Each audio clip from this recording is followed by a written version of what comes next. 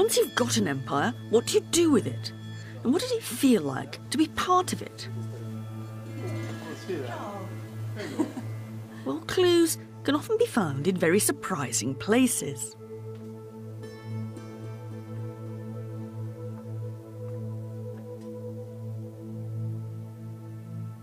I'm talking rubbish. Ancient Roman rubbish. I'm in the middle of a Roman landfill site. Millions and millions of broken pots that once contained the fuel of the ancient city, olive oil. It's trash, but it's very valuable trash because it's through the leftovers of the Roman world, the bits and pieces and the junk, as much as the monuments and the treasures, that we can see how the Roman Empire works.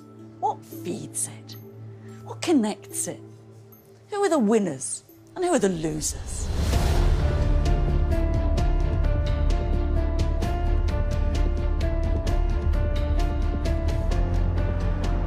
The Romans never set out to acquire an empire, but their undistinguished little town came to control a territory that stretched from Britain in the north to Algeria in the south, Spain to Israel, the Nile to the Rhine. How did it look to the Romans? What did they make of it all? How did they visualise it? We tend to joke when we say all roads lead to Rome, but actually they did. And what about the conquered? What difference did it make to them? Just olives, olives and more damn olives. There were great fortunes for some, but at the expense of the many. This tombstone for me is a bit of a tearjerker. So just how did Rome transform the landscape of our world?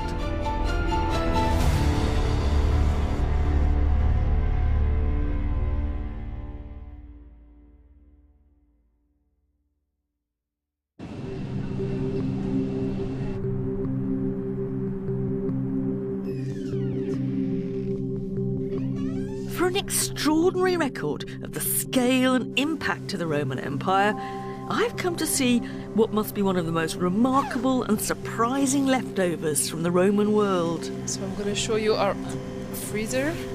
And it's not a piece of pottery or even an inscription. Did I shut the door? Yes. Blimey, So- this must be what Greenland feels like. Yes. What I'm here to see is ice, recently drilled from the Arctic ice sheets, preserving layers and layers of buried history, right back to Roman times. How far in Greenland do you actually have to drill down to get to the Roman bit? I would say 400-500 meters deep in the ice sheet. By analysing this ice, Celia Sappert and her team at Utrecht University have discovered some striking evidence about Rome's impact on the environment. So here you can see a piece of ice from Greenland that we have already measured. So in fact you see all these small air bubbles, and each air bubbles represents the composition of our atmosphere in the past. Gosh. There's Roman history melting in your hands. And what we do in fact is that we measure the greenhouse gases in those little bubbles, especially methane. That's our main interest. And we had a big surprise that around year one we had an increased level in this methane fingerprint, showing that higher level of biomass burning. So burning can be burning because of deforestation, burning because of all kind of other processes. And comparing our data with historical data, this peak was related to population growth and to the Roman Empire expansion. The data revealed a sharp spike in the level of methane in the Earth's atmosphere that wouldn't be seen again for over 1,000 years. This is really great for me because we know that the Romans had all this extra increase in productivity and industry, etc. But actually to see it kind of trapped there forever in the ice, that's truly extraordinary. And I kind of think we feel a bit differently about it, perhaps, but I think the Romans would have been absolutely delighted to see their impact kind of preserved like this. Yes. Roman pollution, captured in the Greenland ice sheets, is dramatic evidence of a burst of energy as Rome transformed the world it conquered.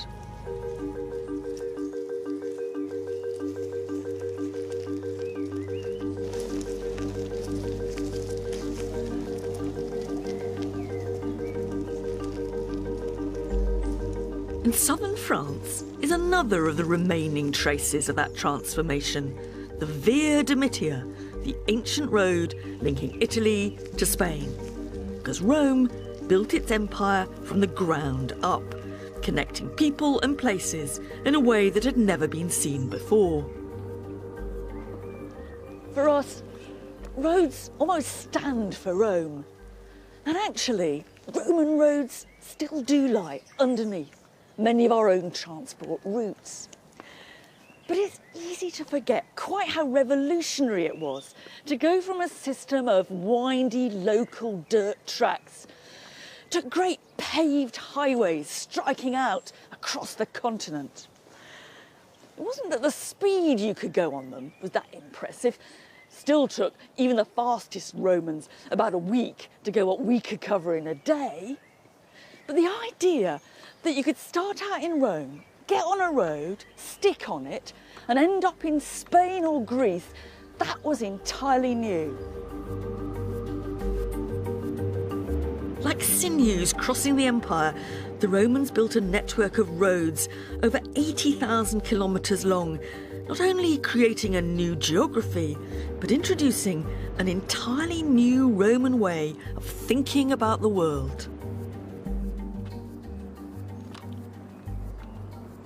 This is a bit of disused signage from a Roman road.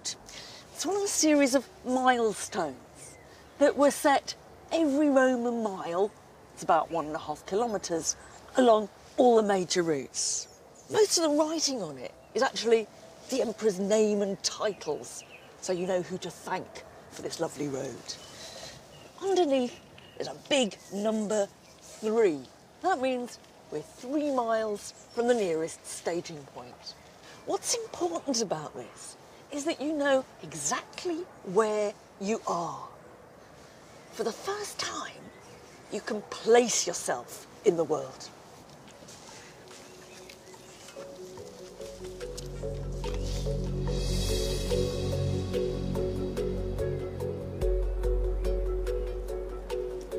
Of course, once you got off the beaten track, people in the countryside may hardly have noticed the arrival of Rome. Life would have gone on much as before. But where there were Roman roads, things changed, not necessarily for the better. It wouldn't have been fun finding a brand new superhighway going straight through your land. And Romans complained, much as we do, about the bad food and exorbitant prices at the ancient equivalent of service stations. For some, though, these new roads were a cause for celebration. These are copies of 4 really strange Roman drinking goblets. They're quite recognisably in the shape of milestones. But not just that, they've got lists and lists of names of places scratched into them. What it says round the top is that this is the route from Gades, that's Cadiz in Spain, to Roman, to Rome. And between each place, it's giving you the number of Roman miles that you have to travel. And at the bottom, it does a grand total of the whole length of the road, which is over 1,800 Roman miles. That would take you more than 40 days to travel. Now, quite what they were for is actually a bit of a mystery. I mean, they might be very practical. It might be a useful travelling cup, plus your route inscribed on the outside of it.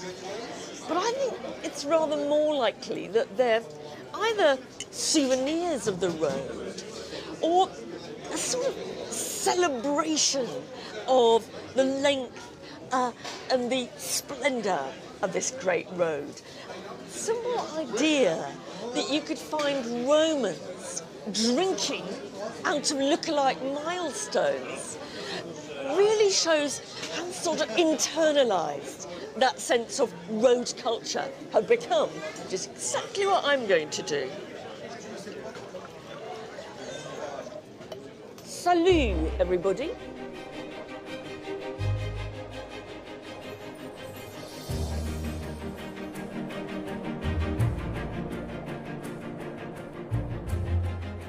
The goblets also point to that other great marker of Roman presence on the landscape, towns. The Romans sponsored the greatest programme of urbanisation in history, and in Western Europe, their cities still often underlie our own. All over the empire, towns needed infrastructure. It's the old cliché about the Romans that they built roads and bridges, baths and drains, and aqueducts like this one. And they ploughed an awful lot of cash into it. This wasn't one of the longest or the most vital aqueducts in the Roman world. It channeled water just 15 kilometres from a mountain spring to the small Spanish town of Segovia. But all the same, it's hard not to feel impressed by the ingenuity of it and the sheer chutzpah of that series of arches. This is where even I get a bit gobsmacked by Roman engineering. And in a way, that's the point. It's one of the trademarks of the Roman Empire. It's meant to be in your face, and its message goes far beyond any practical purpose. This can't just be about the water supply. This is about Roman power. It's about the Romans making an impact on the landscape. It's about the Romans making themselves permanent. To put it another way, if you want to bring a water supply to a small town, do you really need all this extravagance? Aqueducts, towns, roads. These are the classic stereotypes of the Roman Empire. They're what it did for us. But more than just clever engineering projects, the Romans could imagine them all fitting together.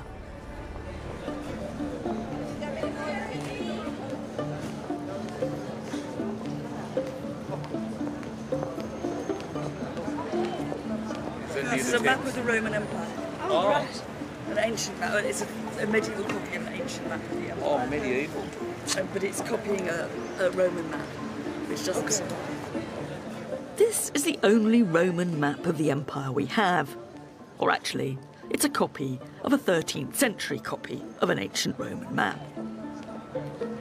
Why this is important is it gives us a glimpse of how the Romans pictured their own empire. Some of that's pretty obvious. You've got Rome right in the middle. And leading out from it, you can see the roads. There's some familiar names. There's Naples or Neapolis. And there's Pompeii. And that rather squashed island there, that's Sicily. But then you move further and further east, past Crete here. But my favourite bit, I think, is the Nile Delta, with the city of Alexandria and its lighthouse here, and then all the little rivers and tributaries in the delta there.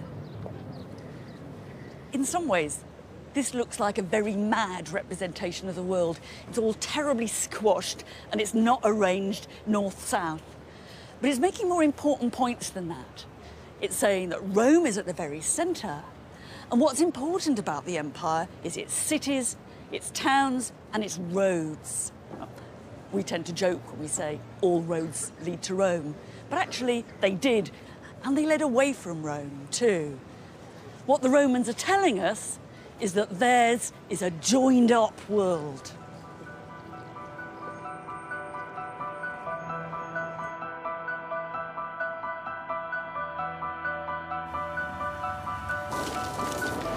It's a dramatic statement of Roman power and control, and a network of connectivity which joins up places never before joined up. And in this new connected world, the demands of the Roman state and over 1 million consumers in Rome itself could be met by producers many hundreds of kilometres away. This is when the hills of southern Spain became a giant olive farm and juicing enterprise. This kind of monoculture, just olives, olives and more damn olives, is one legacy of the Roman Empire. It was then that southern Spain first became the world's biggest producer of olive oil. More than 7 million litres of the stuff going to the city of Rome alone every year. It was an agricultural revolution. Anyone who'd lived through it would have seen the countryside round about them completely transformed. The Roman Empire ran on olive oil. It was used not only for cooking, but lighting, and even the ancient equivalent of soap. You couldn't live without it. Olive grower Francisco Núñez de Porrado is still in the business. Is the whole economy of this area, is it all based on olives? Yes, olive trees with olive oil and the whole process represent in this area practically between 70% of the income. I mean, some people like you are growing the olives. Yes, yes. But then you've got your pickers, your specialist pickers. But you've got presumably transporters, you've got middlemen, Yes. you've got export agents. Everybody have to be a specialist in something. It was much the same 2,000 years ago. Olive oil provided jobs in a highly profitable industry. There were lots of people who made lots of money out of all this. There were the growers and the pickers and the pressers and the packers and the transporters and the distributors. And don't forget, there were the men who cashed in on it all by making the containers to put it in. This was an oil economy.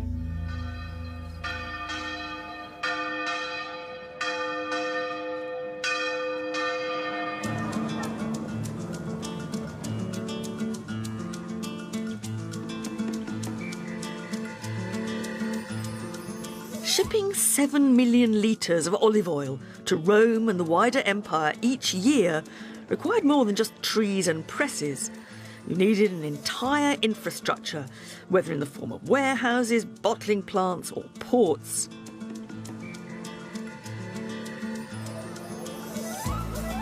One of the main transport hubs and distribution centres was a place the Romans called Hispalis, and we call Seville.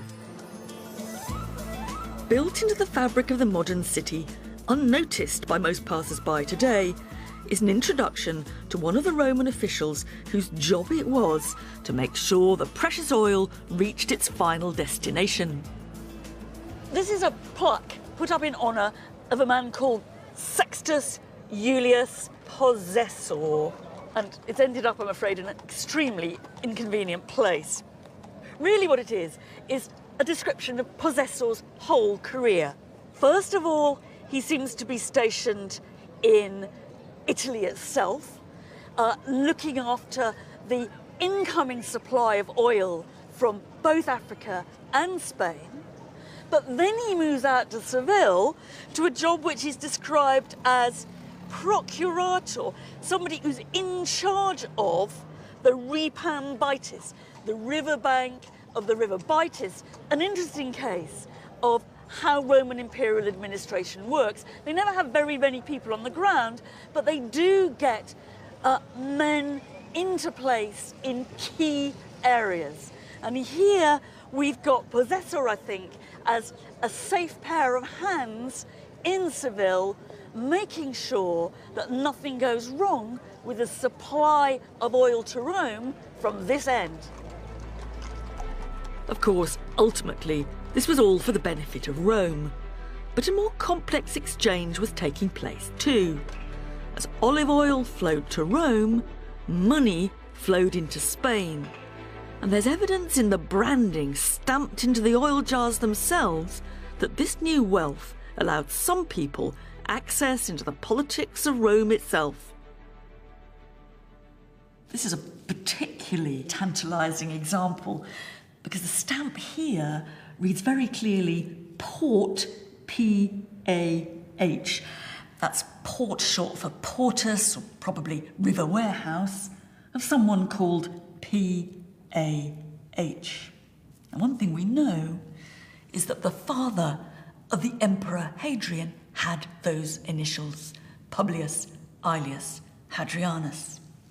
So it's possible that this handle is telling us something about the source of the wealth of Hadrian's family in the oil fields of Spain, and that it's telling us something about the commercial profits that underpinned the power structure of the Roman Empire. Whether this was really where he'd made his money or not, we know that Hadrian, the man on the Roman throne for 20 years in the 2nd century AD, came from Spain. It's a reflection of just how joined up the empire had become. And it's not surprising that Hadrian bankrolled big building schemes here. This is what's left of the town of Italica, where the Emperor Hadrian's family came from. They weren't native Spanish, they were Roman settlers from way back, but they obviously thought of Spain as their home. Hadrian ploughed an awful lot of cash into his hometown. A tremendous showing off, and to be honest, all a bit out of proportion. One of the biggest things he did was put up this huge amphitheatre. It would have accommodated 25,000 people. Now, to put that in context, the Colosseum in Rome accommodates about 50,000 or so. So you've got a small town amphitheatre in Roman Spain with half the seating of the Colosseum. Or, to put it another way, the population of Little Italica was only something like 8,000 people in all. To me, that sounds a bit like a plutocratic benefactor giving little Cambridge United a stadium half the size of Wembley. It is a little bit absurd.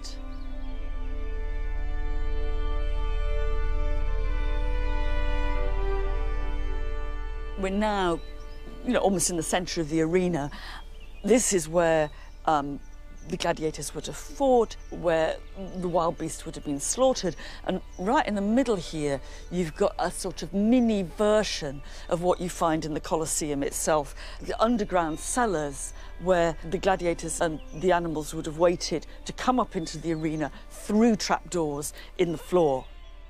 It's very easy to get a rather overblown view of the brutality and the extravagance of gladiatorial and animal spectacle. My guess is that you didn't see gladiators here very often.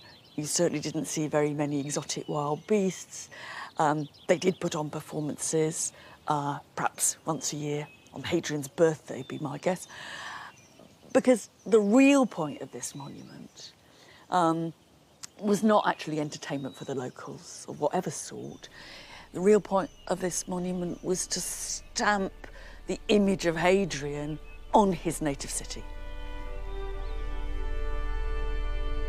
And what Hadrian's Italica really shows is something of the wider process by which Rome remodelled the world in its own image. In Spain and elsewhere, Rome established itself for good, not just in bricks and mortar, but in institutions and laws which defined a specifically Roman urban way of life.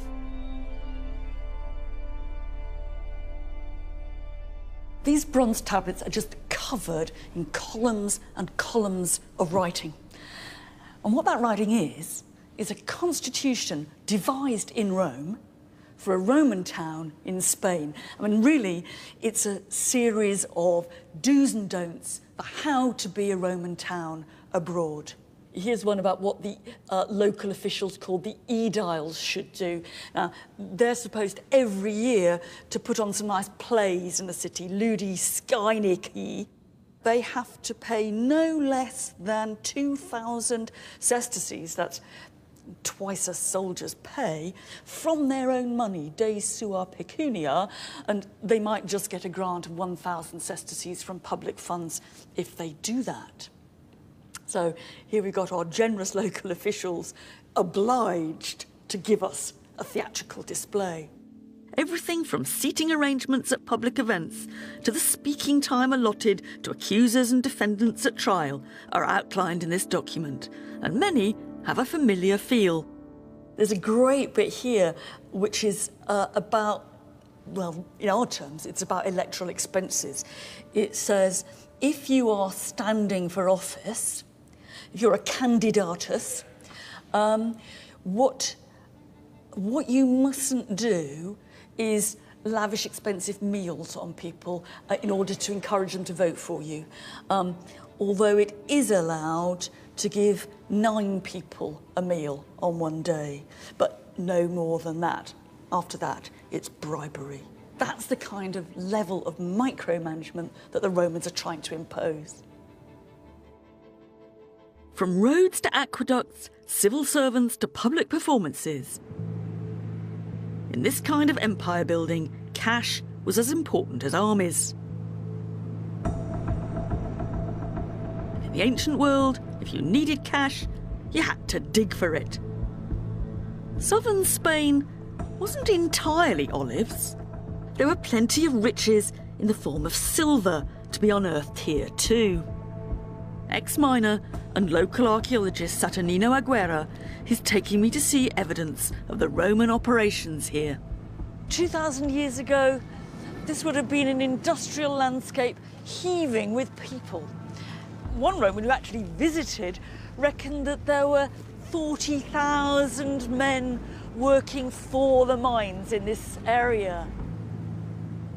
Es de la corta romana, se le llama. Right, so what we've got here is a place where the later mining has cut through to give a cross-section of the Roman working. And you can see some little square holes, galleries or passageways. And all over the rock, you can, I think, see the pock marks where the Roman miners have come in and they must have followed the ore seams and just taken the silver ore out and not bothered with the rest of it. And it's the scale of the industrial processes that went on around here, from the mining to the smelting, that helps us understand those traces of methane we can still recover from the Arctic ice sheets. And the Romans also recognised the problem of pollution. They built the chimneys of the smelting plants very high to get rid of the noxious smoke. It was a terribly exploitative system of resources, of landscape, and of people. But there were also vast profits to be made too. There are people who came here from Italy in search of their fortune. I mean, in a way, this was a bit like the gold rush. Or Spain, in a sort of way, was Rome's El Dorado. The first silver entrepreneurs took full advantage of a ruthless system in which profit was the sole consideration. The organisation of the Spanish mines was a mixture of public enterprise and private enterprise. The Roman state owned most of them, but didn't have the infrastructure to manage them. So it sold the franchise to a range of private companies. They called them publicani. In our terms, that's public service providers. The dangers of that are obvious. The state gets the basic minimum. The only incentive for the private companies is to maximise their profits. And the people who pay the price are the poor guys down there.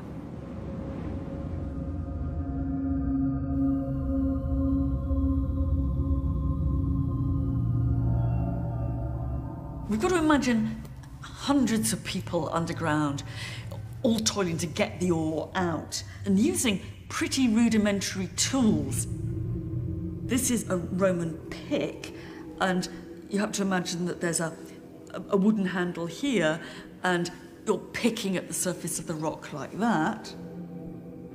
This one is really heavy. It's a rather clever dual-use tool. Again, it's got a wooden handle going through there, and you can either hammer at the rock or you can pick at the rock using the other end. You'd have to be pretty strong to wield that effectively. You'd have to be even stronger, though, to manage this crowbar. I mean, imagine you're coming and you're trying to pick out the seams of the ore, and you're jabbing this into the rock to loosen it out with this sharp end. This is obviously very dark, dirty, sweaty, heavy labour.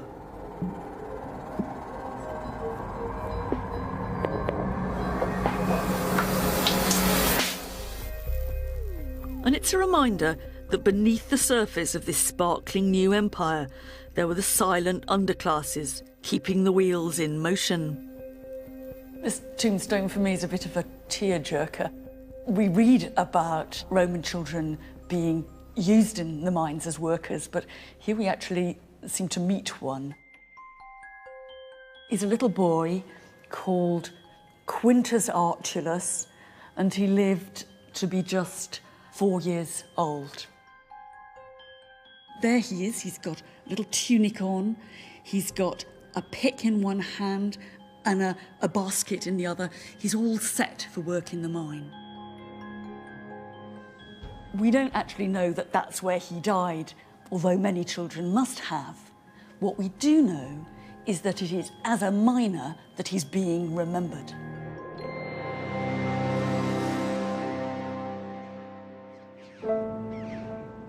It was on small backs like these that the wealth of Rome was built.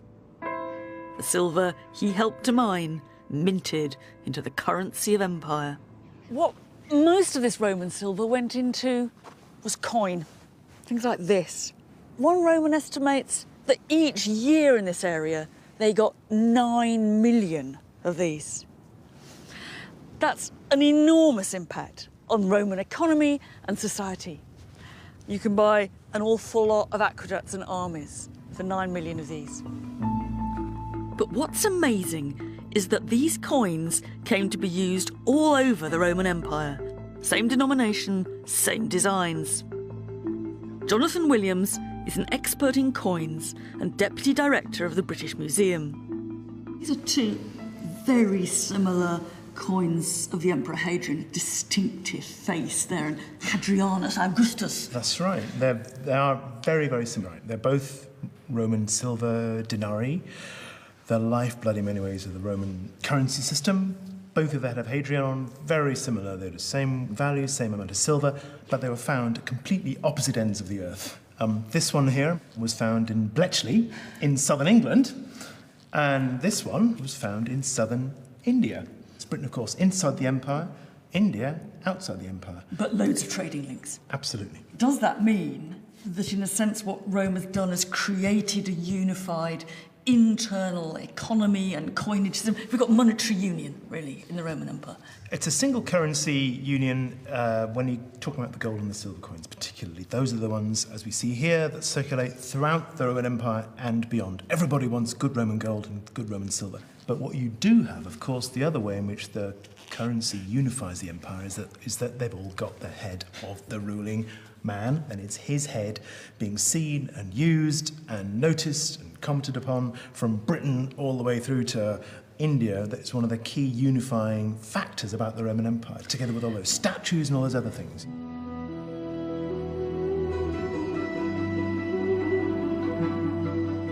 From its Spanish mines, Rome maintained a constant flow of hard cash, trickling down to contractors, soldiers and traders across the Roman world, who can hardly have forgotten that all this wealth was tied to Roman power.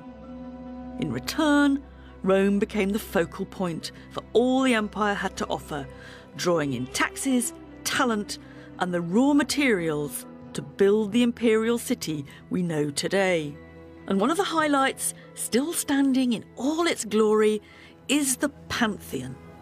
For many Romans walking past this building, the most striking thing about it would have been the columns holding up the porch. We tend not to pay them very much attention, and if we do notice them, we really don't know how to read them.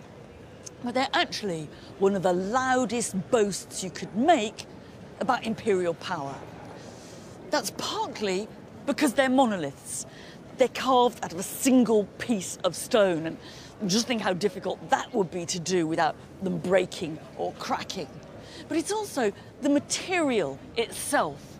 They all come from quarries deep in a province 3,000 kilometres away from here, Egypt. They've been loaded onto camels and donkeys, dragged across the desert, put onto ships in the Nile, taken to the Mediterranean, across the sea, to stand here. It's an extraordinary statement about the resources of empire and about the ability of the Emperor Hadrian, who put this building up, to control those resources. In a sense, the stone is the message.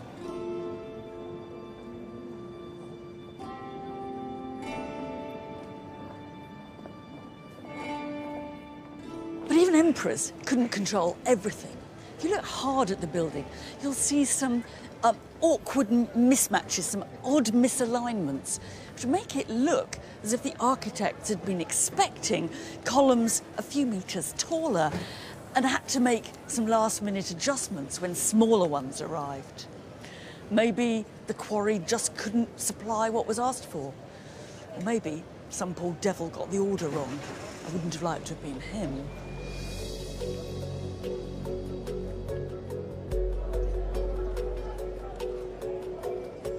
For me, the Pantheon reflects how the empire changed Rome just as much as Rome changed the empire. The capital was where stuff from all over the Roman world was on display and on sale.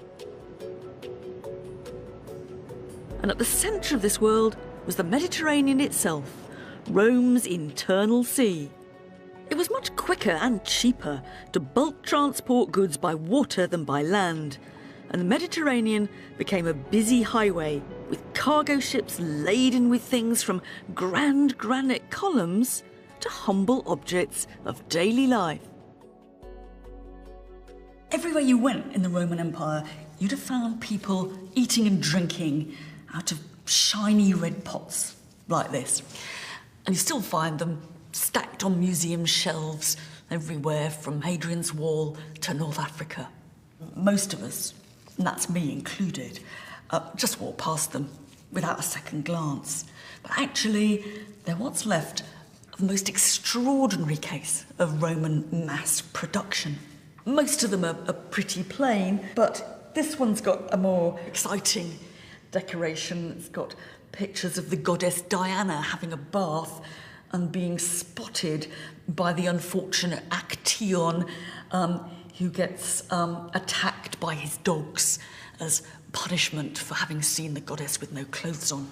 It's quite hard to place exactly the sort of social level of this, but I reckon it's sort of very, very middle market ordinary. That's to say, there'd be some people who would, lust for just one of these bowls for their table. There'd be others for whom this would be normal, everyday crockery.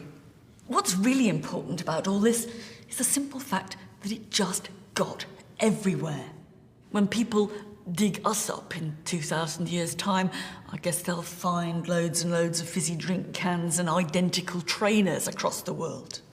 This is one of the first examples of globalisation. This is the Roman brand. Through its roads and sea routes, the Roman brand spread throughout the empire. This wasn't only the movement of goods, but people too.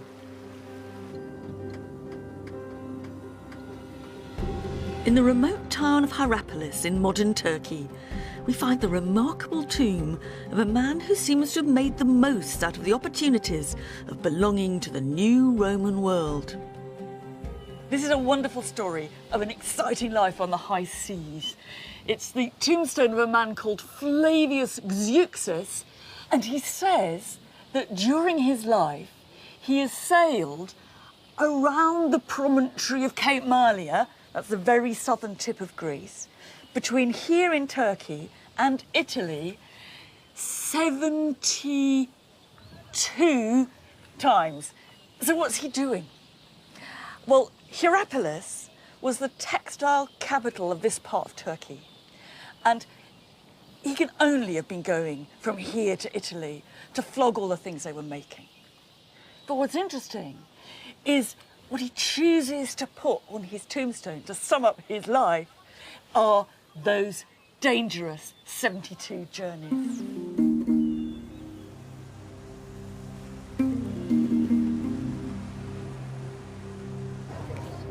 Zeuxis must have been unusually successful, or he wouldn't have bragged on his tomb.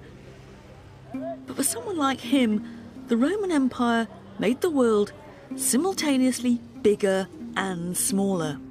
Bigger because of the expanded horizons and the distant markets now open to those who dared. Smaller because of the network of connectivity that enabled people and goods to get around the world more easily than ever before. And a key part of that distribution were the ports, nerve centres of Roman trade and commerce. One of the cities that flourished in the commercial world of the Roman Empire was Ephesus, which became a hub of import and export. It had once been an old, famous Greek town, going back centuries, but it was transformed by the Romans. Everything we now see here is the result of Roman investment. And the reason it was so important in the Roman world is simple. It's harbour.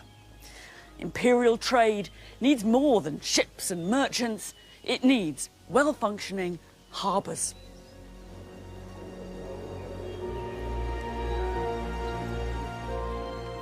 The coastline around Ephesus has long since changed, and it's now a good way inland. But in its heyday, it was an important maritime gateway to the east and to rich pickings from as far away as India.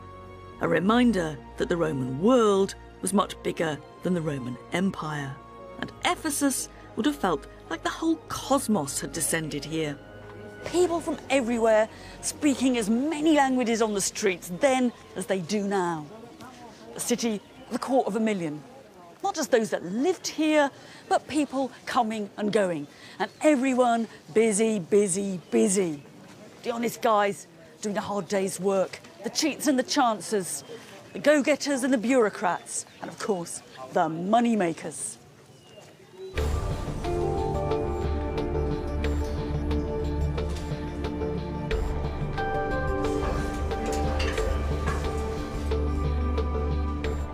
If you could afford a pad in the heart of Ephesus, then the chances are you'd profited from the constant flow of goods through the harbour. These are upmarket houses for those who'd made it. This is all amazing, but it's also quite confusing. There's a series of houses, one above the other, running up the hillside, and they're partly interlocking, so it's quite hard to tell where one house stops and the next one starts. But what is clear is that there was a luxurious lifestyle going on here, that some people in Ephesus, including the owners of these properties, were doing very nicely, thank you. And it makes the point that the benefits of empire did not only flow to the imperial palace or to people in Rome itself. The homes of the Ephesus elite were evidently pretty flashy. No expense spared. The fashions and trends of the city Rome itself were imitated and reproduced. Here we've come into a kind of reception hall on a really palatial scale. Also, it must all have been faced with marble right the way round, and you can see the columns of marble on the side, and there'll be panels in between. This is where somebody big entertained and displayed his wealth and power. This is, almost imperial scale. Must have been pretty terrifying, I think, to be a guest at this house. And I'm standing on a modern walkway that you can see there must have been a great big door, and there's big door fixings on either side. You have to imagine that you would have had the door opened for you into this, and there the big man would be ready to greet and possibly humiliate you.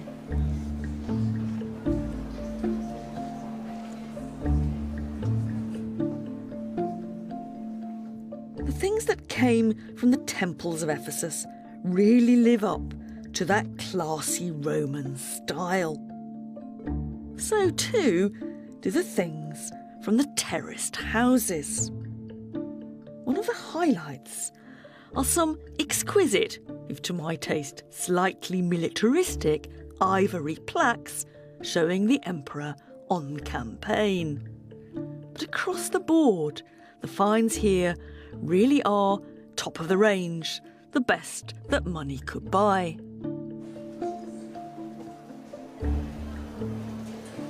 The question is, where did the money come from? Now, where did these guys who own these houses make their cash? Well, trade, obviously, but to say trade makes it all sound a bit easy, a bit comfortable. It's one of the biggest commodities that came through the port of Ephesus were human beings. This town was a great centre of the slave trade. Slaves flowed through the marketplace at Ephesus like olive oil through Seville. The brutal truth was that many Romans wouldn't have seen much of a distinction between the two. As they saw it, slaves were one of the products of empire. Many the victims of Roman conquest, or kidnapping, or just foundlings. If you wanted to buy a slave, this is where you'd have come. It's uncomfortable to grasp, but the Roman Empire depended on slave labour. And like every other ancient society, the Romans took slavery absolutely for granted. But uncomfortable as it is, if we want to understand rather than just deplore what went on here, we have to try to get into the mindset of those who came to buy slaves. What did they think they were doing? My guess is they thought they were doing their shopping. Perhaps they were here after a gardener, or a tutor for their child, or maybe a hairdresser. How are they going to be sure they weren't ripped off? Could they trade in last year's model? And were they missing out on a special offer next week, 3 for 2? That may seem a very callous way of putting it, but it is the everyday reality of Roman life. Slaves were the operating system of empire, picking the olives, quarrying the stone, mining the silver and constructing the buildings. They weren't just a perk for the rich. Quite ordinary craftsmen or small farmers could have afforded at least one. But if you were the emperor, it would have been thousands. In fact, it's at the Emperor Hadrian's villa just outside Rome at Tivoli that we can still get one of the clearest glimpses of the slave's world and the strict social hierarchy that underpinned the empire. And this is where the slaves lived, in hundreds of rooms. How many were squashed into each one, we just don't know, but I don't imagine we should be thinking of individual bedsits. Some of those slaves were servants or labourers, and that's how we usually think about slavery. But others would have been slave doctors, accountants, librarians, and musicians. These were the people who were needed to power this estate. A slave in the imperial household would have been in a lucky position compared to those working in the silver mines of southern Spain.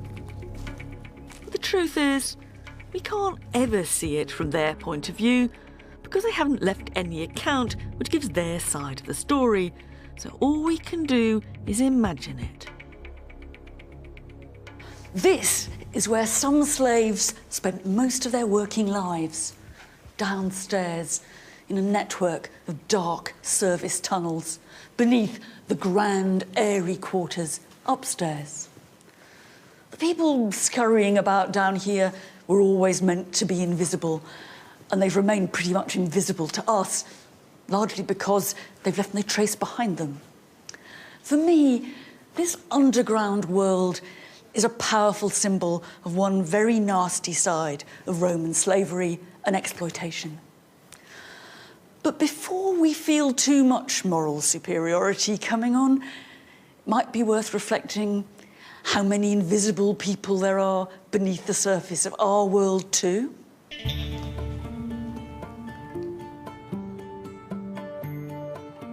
This was the empire that Hadrian kept hidden, a labyrinth of tunnels separating the underclasses from the elite who inhabited the luxurious buildings above.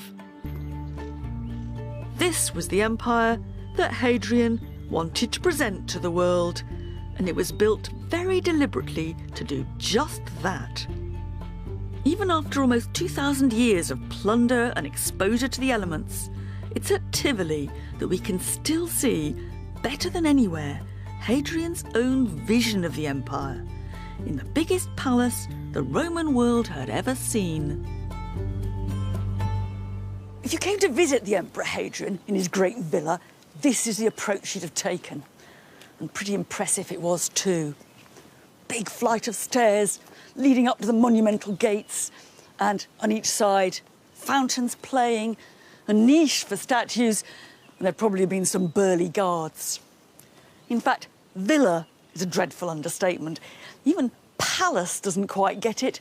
This imperial residence, Hadrian's country pad, was the size of a town.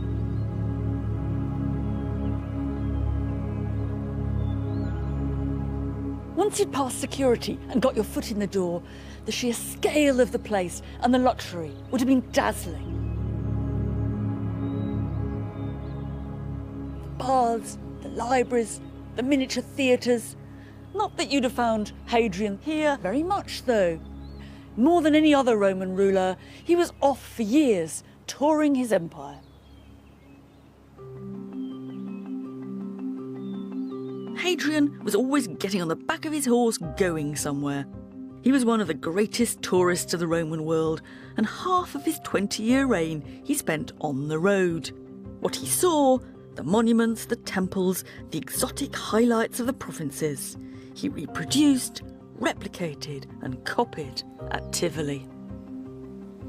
The organisation it would have taken to construct this place is almost unimaginable.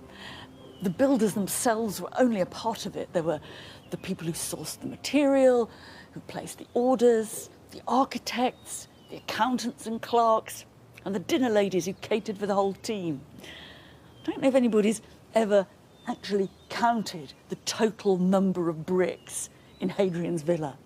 But this really is building as a military operation. Those bricks now do make it all look a bit naked, but remember, it was originally covered with slabs of marble and works of art.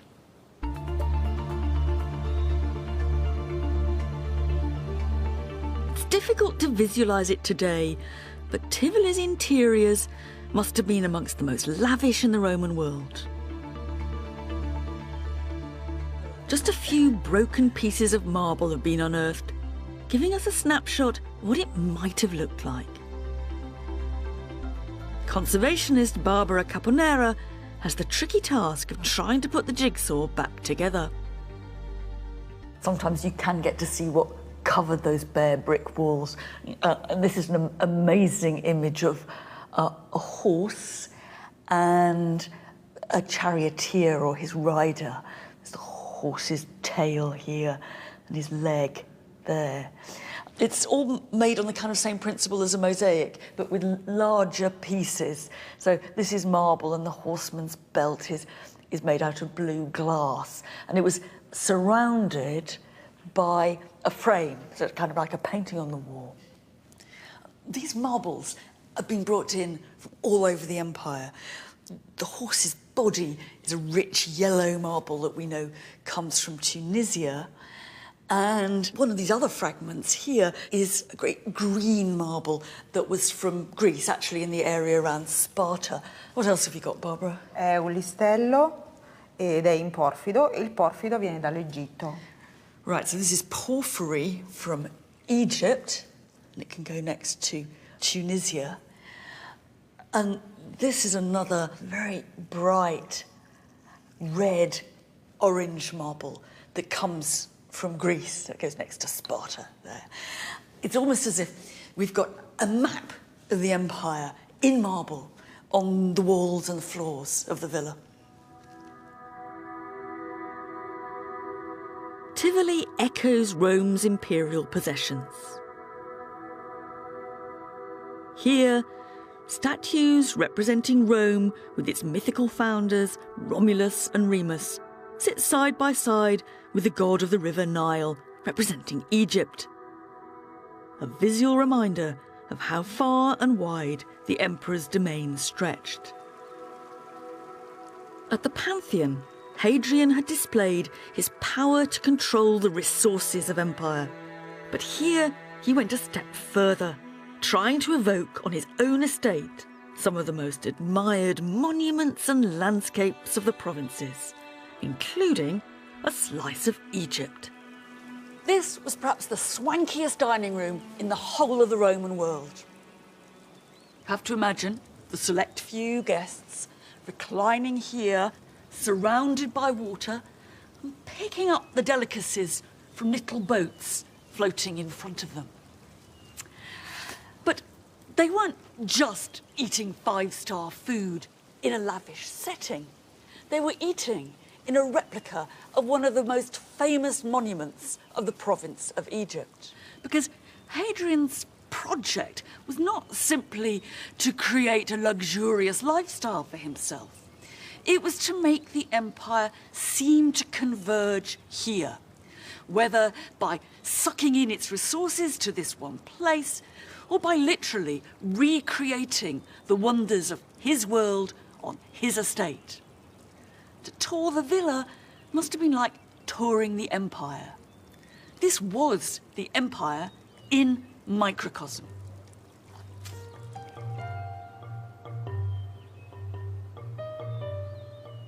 In its ambition, Tivoli captures the essence of an empire that brought together places and people as never before. Along its roads, in its busy cities and ports, the inhabitants of the Roman Empire experience deep changes which still affect the world around us. Revolutions in engineering, trade and agriculture. These offered new opportunities and riches for some, and matching inequality for others. It's always easier to find the winners than the losers. The destitute, the exploited, the underdogs have left very little behind them. The profiteers of Ephesus, the oil barons of Spain, and the entrepreneurs of the seas have left the traces of their success stories, whether in the shape of broken bits of pottery or great grand columns. But one thing's for sure, winners and losers lived in a new world. Hadrian's villa at Tivoli offers an idealised and, to be honest, rather sanitised vision of the Roman Empire. An ordered world with established hierarchies and everything in its place. And here, obviously, under the command of one man. The reality, of course, was more fluid, more fractured and messy. But this is the emperor's frozen vision of how the Roman world was and should be.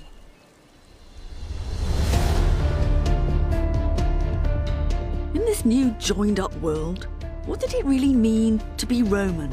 You saw the toga everywhere. Frequens, toga. How would you become one? And what difference would it make to your life? Have a good bath, it says. And I suppose it means flip-flops only in here.